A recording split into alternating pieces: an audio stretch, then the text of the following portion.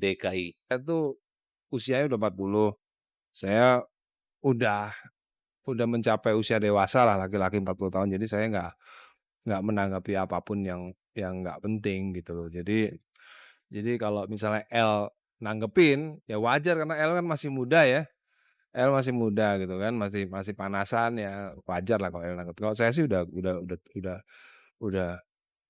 menjadi laki-laki dewasa.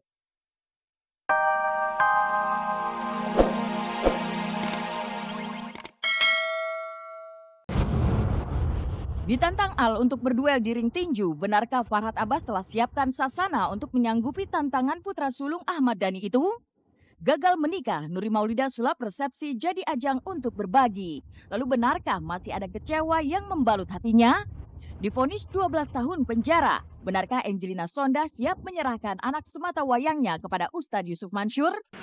Dan seperti apa pula kekompakan yang diperlihatkan personil Smash setelah ditinggal Morgan? Yang akan terangkum bersama kabar terbaru dari Ola Ramlan dan Entertainment Serba Bisa Indra Bekti. Nah pemirsa, saksikan kisah selengkapnya yang sayang untuk Anda lewatkan hanya di Seleb On Cap.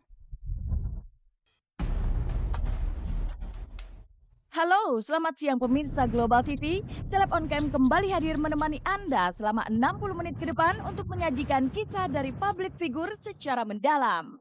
Ibarat bom waktu, perseteruan Ahmad Dhani dengan pengacara Farhad Abbas tinggal menunggu ledakannya. Bermula dari kicauan Farhad Abbas di jejaring sosial media justru membuat dua putra Ahmad Dhani, Al dan El yang terbakar amarah. Dianggap merendahkan dan menghina sang ayah, dua remaja itu menantang sang pengacara berduel di atas ring tinju. Tapi Farhad Abbas justru menanggapi timah panas yang dilontarkan kedua putra Ahmad Dhani tersebut sebagai sebuah hal yang sengaja dibuat-buat. Lalu apa pula kata Ahmad Dhani menanggapi perseteruan yang tengah terjadi di antara kedua putranya yang tengah membela dirinya dengan pengacara Farhad Abbas? Ya sebenarnya apa, saya sih nggak pernah sebenarnya nggak terlalu musingin gitu-gitu ya, Mbak, ya, karena kan kerjaan saya banyak ya, kerjaan saya banyak, terus apa, eee ya itu tadi misalnya misalnya saya lagi enak-enak duduk di atas gitu ya, lantai 2 rumah saya gitu ya, dengan nyaman, terus tiba-tiba ada orang di pinggir jalan neriakin, "Dani kamu bodoh, kamu goblok," gitu, "apa kamu ini." Ya buat saya ya, karena saya nggak merasa seperti itu, ya kenapa saya mesti marah kan. Terlalu pintar, akhirnya anak kecil ini mengatakan tersinggung berat. Padahal kan yang harusnya tersinggung adalah, yang harusnya sakit hati adalah, yang harusnya marah adalah ayah-ayah dari anak-anak daripada orang-orang yang meninggal karena tabrakan adik mereka. Nah, harusnya mereka fokus ke masjid, sholat, merendahkan hati, melembutkan eh, keangkuhan mereka, tapi ternyata tidak. Nah, kemudian saya melihat, oh karena Al ini mau jadi DJ, ya mungkin dia sengaja menantang saya seperti anak-anak kecil. Sebenarnya Farhad tuh nggak bisa seenaknya ngejudge kita goblok apa-apa. Dia juga nggak kenal sama kita kan, dia cuma bisa ngomong-ngomong doang. Ya mungkin kalau dia bisa kenal sama kita, ya dia baru tahu kita tuh kayak gimana. Itulah buntut dari kegeraman seorang anak saat merasa ayahnya dipermalukan di dunia maya. Begitu pula dengan Farhad yang seolah mencapai batas kesabaran lantaran merasa dipermalukan oleh anak kecil. Lalu apa yang akan diperbuat Farhad Abbas dengan tantangan yang dilontarkan dua putra Ahmad Dhani tersebut? Anak kecil ini mempermalukan seolah-olah saya ini diberi pada satu pilihan yang sangat sulit. Ingin menerima anak kecil, tidak menerima, dia bilang banci. Jadi ini merupakan satu upaya tindakan mempermalukan saya di depan media secara umum dengan ancaman dan membuat satu perasaan yang tidak menyenangkan terhadap diri saya dan keluarga saya. Dari dulu emang cuma nyari itu, nyari mancing emosi doang. Kemudian kita ngantang tinju bukan karena kita nyari masalah, cuma karena dia duluan yang mancing kita buat keributan kayak gini. Ya itu namanya skakmat, itu namanya skakmat. Jadi dilayanin mati, nggak dilayanin juga mati. Itu skakmat namanya. Serba salah, itulah yang kini tengah melanda Farhad Abbas.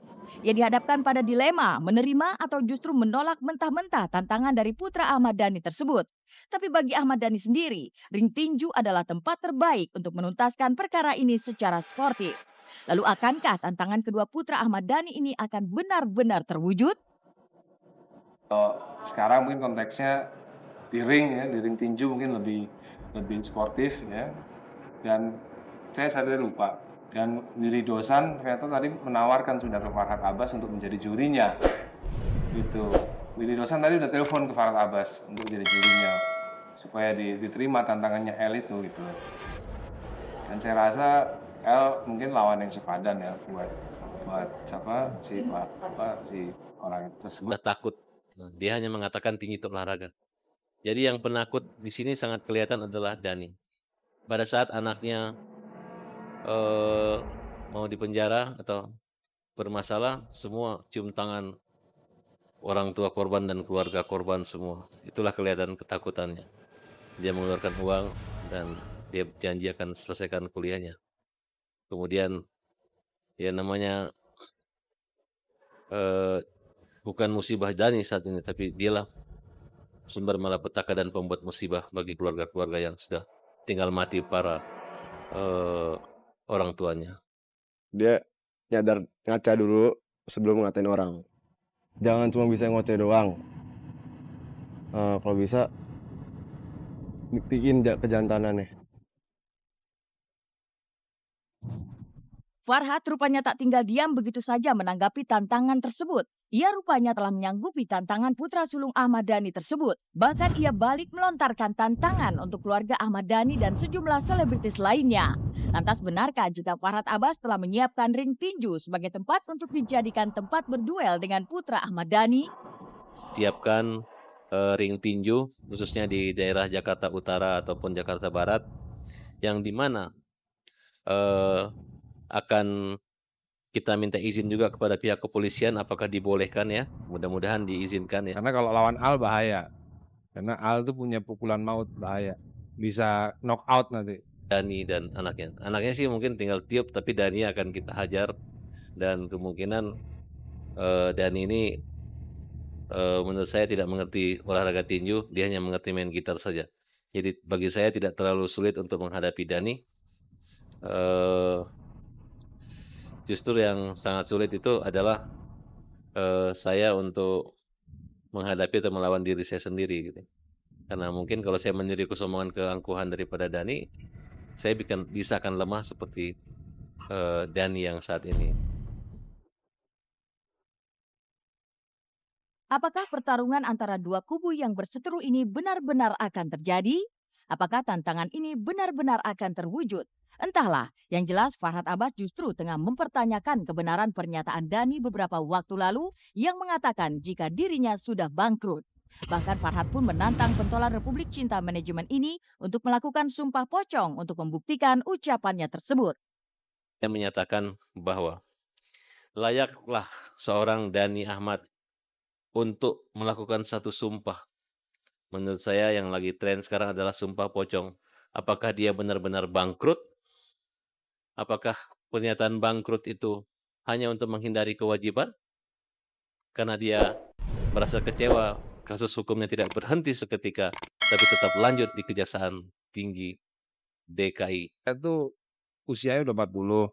Saya udah mencapai usia dewasa lah, laki-laki 40 tahun. Jadi saya nggak menanggapi apapun yang nggak penting gitu loh. Jadi kalau misalnya L nanggepin ya wajar karena L kan masih muda ya. L masih muda gitu kan, masih panasan ya wajar lah kalau L nanggepin. Kalau saya sih udah